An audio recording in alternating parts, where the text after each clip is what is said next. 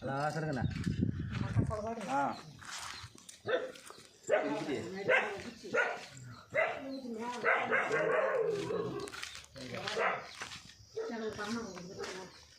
உங்களுக்கு வாழை மரம் இருக்குது இந்த பனை மரம் இந்த பனை மரம் வந்துடா இதில் கல் இருக்கு அது மாதிரி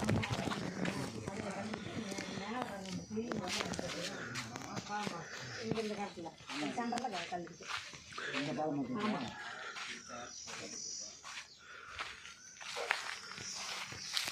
அந்த குறைச்சி அப்படி எடுத்து